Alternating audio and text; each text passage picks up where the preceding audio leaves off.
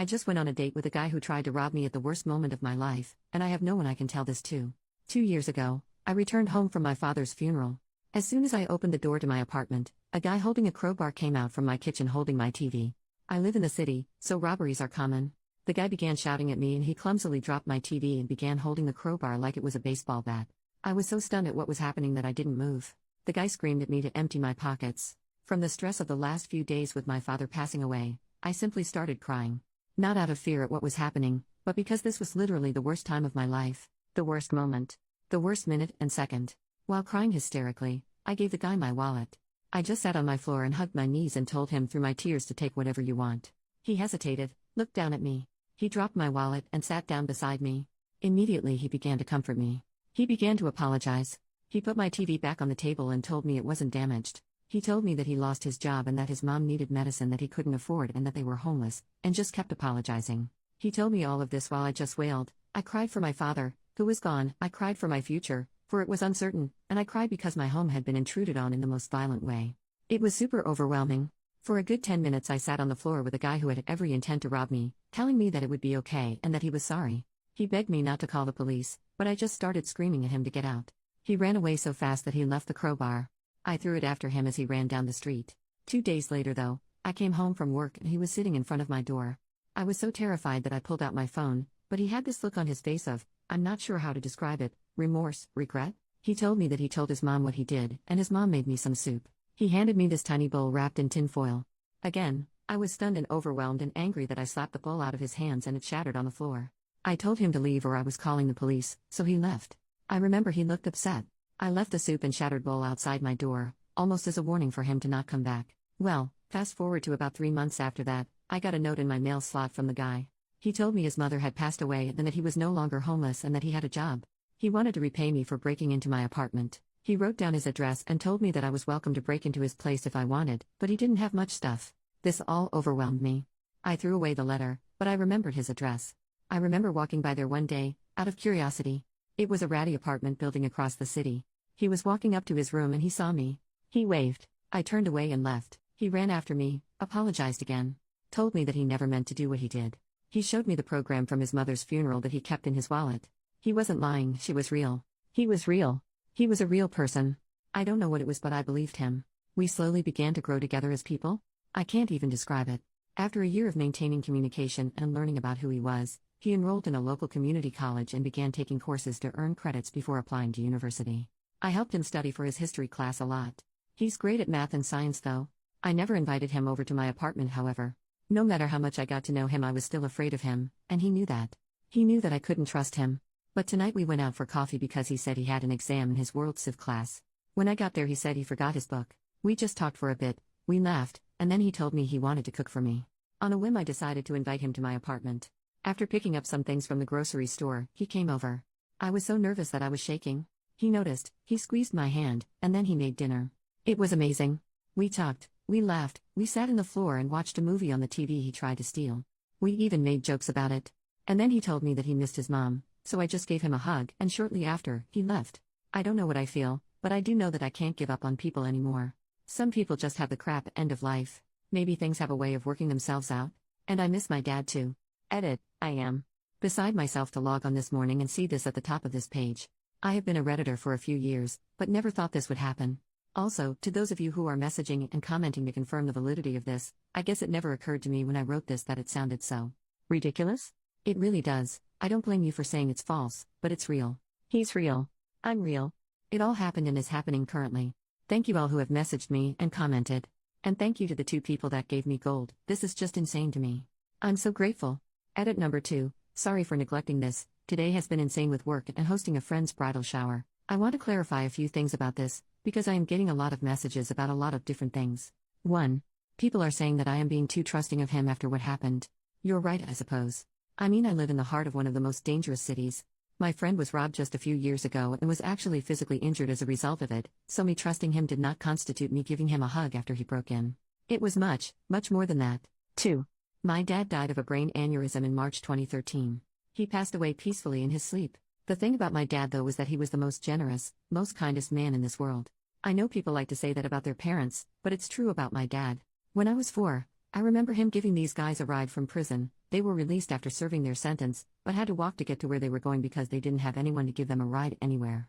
My dad picked them up, had them hop in the back of his pickup truck, and took them home. He put his life, and basically mine, at the hands of these people who could have hurt us. They didn't, thank God. My dad taught me to be selfless and understanding of the world, and of people, and I loved him for that. But when I lost him, it shattered me, it turned me into an entirely different person. After my dad died, I became severely depressed and angry. I was angry at everything. I had to take a leave from my job. I teach second grade. All day, I would lay in bed and think about how much I hated God, or whatever higher power, for taking my dad away. Nothing seemed worth it. After the guy, my friend, broke into my apartment, I hated him for a while. I hated my dad for making me so trusting, because I didn't call the cops on the guy.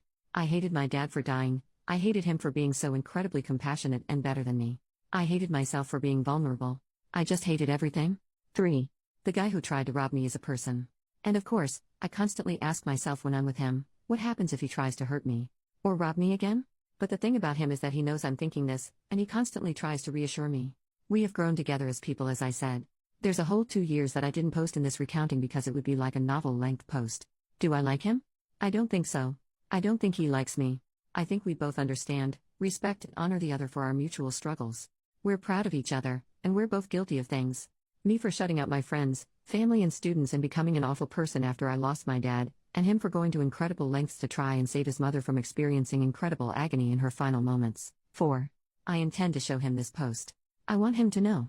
He doesn't have a computer or internet, but I think he'll find this humorous. His story is not mine to tell. How his mother died is not my story to tell. What exactly drove him to pry open my front door with a crowbar is not for me to tell. What happened to his family is not for me to tell.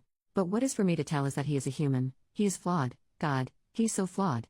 But after knowing him, and learning about his life, about his childhood and the tiny little child who used to be so passionate about school and learning as he was, as he told me, I know that he has his story.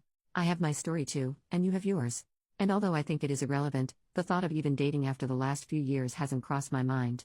Was I involved in relationships prior to my dad's passing? Yes. One was long-term and had a foreseeable end with an engagement, but things happen. Life happens. I'm meeting with him tomorrow at his work while he's on break to give him some old study materials that I have from a literature class I took in college. It's also normal, and I'm not afraid. My dad was never afraid, so I shouldn't have to be. I choose not to be. Update, hey. So I posted a couple of days ago about how I went on a date with this guy who tried to rob me. This is just a quick follow-up, nothing major. Last night, I showed him the post and some of the comments from you guys. He was a little apprehensive about this place, and the fact that I had shared this with the entire world, but the comments really made him so happy. He wanted me to thank you all, and I tried to get him to make a post of his own, but he thinks it's too weird. Plus, he considers himself a bad speller. I just wanted to update everyone with this little unimportant tidbit. My dad's birthday is in a few weeks. I always have to prepare myself for it year-round, really. But this year is different because I know I have people to support me. Especially a really close, new friend, who came. Well, I'd like to say out of nowhere, but he really just came out of my kitchen holding a crowbar. One more thing, when I showed him the post, he looked up at me and went, "Wait. It was a date?" And I got so embarrassed. Then he laughed and told me that he was relieved, because he thought it was a date. We haven't talked about anything else along the lines of dating in the future. I just wanted to extend my gratitude, my thanks, and my love, as well as his, to you all.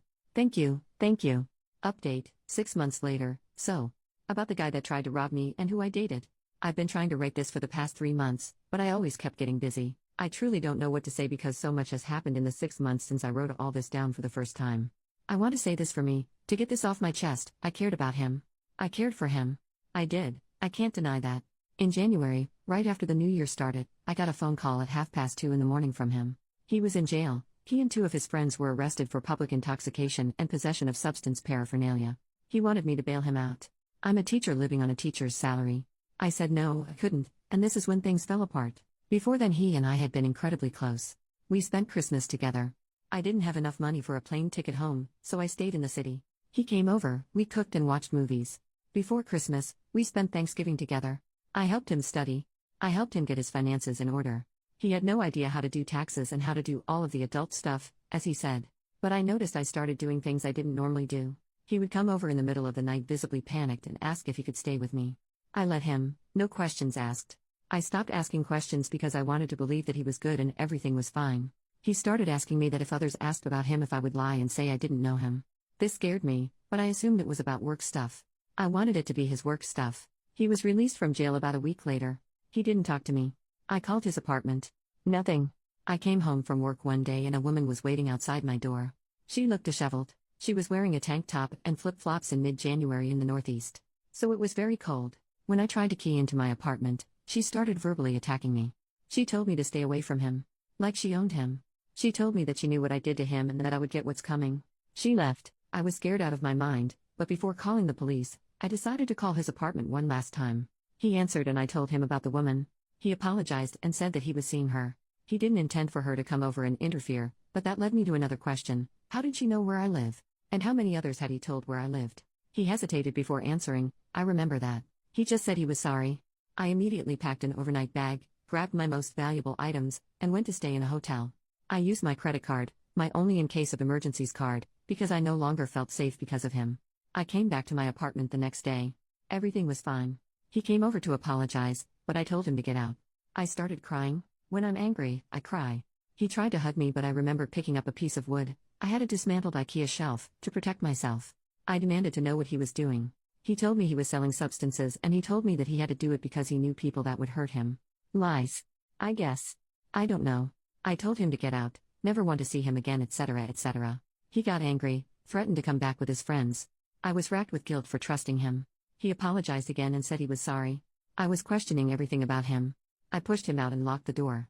The teaching program I'm a part of rotates teachers in and out of schools across the country. Last year I put in a request to move across the country to be closer to home. 2 weeks after this encounter with him, I found out that my request was accepted and I was set to leave in March. My apartment was broken into and vandalized in early February. At night, he would come and knock on my door. I would call the police, but he would always leave before they got there. His guys started harassing me. Nothing was ever stolen, just broken. They broke a glass bottle my dad made for me when I was 6. He knew how much that meant to me, and now it was shattered. The week before I left, I saw him outside my building. I called the police. He was walking over to me, and I remember having this fiery rage in me. It was this impassioned, red, angry heat that washed over me, and I took my keys, which are on a lanyard, and I just started hitting him. I ended up cracking his eye socket. When the police questioned him, they realized he was the one that was harassing me, and what do you know? He was wanted for a myriad of other charges. After he fell down, after I cracked his eye socket with my keys, I started kicking him. I wanted him to die. I really did. Then I thought about what my dad would think. But then I realized I'm not my dad. I will never be him. I'm different. This is different. People are different. Not all of them are good, but some of them are. I am good. I am a good person. Right now I'm sitting in my new apartment in a brand new city. It's warm. Rent is cheaper. I live in a neighborhood of old people. They're nice. They love that I teach kids. It makes them feel safe, I guess. Some days I leave my front door open and let in a breeze. I'm never afraid. The beach is literally a 7-minute walk, I've timed it, from my back door. I'm happy. So I'm putting this to rest. It's done. It's over. I'm tired. I'm posting this and not checking back anymore.